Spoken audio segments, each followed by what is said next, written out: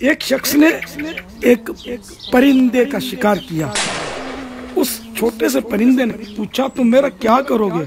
شکاری کہنے لگا میں تجھے ذبح کروں گا اور کھا جاؤں گا۔ وہ پرندے نے کہا کہ میں بہت چھوٹا ہوں، تم اگر مجھے کھا بھی لوگے تو تمہارا کچھ بھی نہیں ہوگا، بھوک بھی نہیں مرے گی تمہاری۔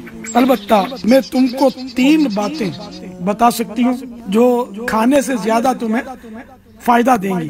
پہلی بات تو میں تمہارے ہاتھ میں ہی بتا دوں گی، جبکہ دوسری بات اس وقت بتاؤں گی جب تم مجھے چھوڑو گے اور میں درخت پر جا کر بیٹھ جاؤں گی، اور پھر اس کے بعد تیسری بات اس وقت بتاؤں گی جب میں پہاڑ پر ہوں گی۔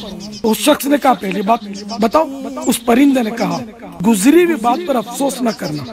اس نے اسے چھوڑ دیا۔ جب وہ درخت پر بیٹھ گیا تو پرندے نے کہا جو کام نہیں ہو سکتا اس کے ہونے کا یقین مت کرنا۔ پھر وہ اڑ کر پہاڑ پر جا بیٹھا اور بولا اے بدنصیب، اگر تو مجھے ذبح کرتا تو میرے پوٹے میں سے 100 گرام کے 2 سچے موتی نکلتے۔ یہ سن کر شکاری افسوس ملتے ہوئے کہنے لگا ہائے اب کیا ہوگا، اب مزید کچھ بتا۔ اس نے کہا کہ 2 باتیں تو میری بھول چکا، اب کیا بتاؤں؟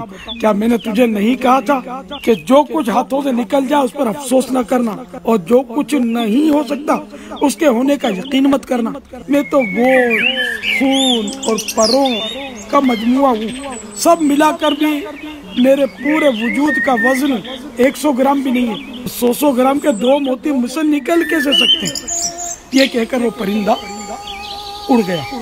امام غزالی علیہ رحمۃ اللہ الوادی نے یہ حکایت نقل کی ہے، اور میں نے اس میں کچھ الفاظ میں تبدیلی بھی کی، اور آپ نے یہ اس کے ذریعے درس دیا کہ یہ انسان کے انتہائی لالچی ہونے کی مثال ہے، اور یہ لالچ حق کی پہچان سے اندھا کر دیتی ہے، حتیٰ کہ لالچی انسان ناممکن کو بھی ممکن سمجھنے لگتا ہے۔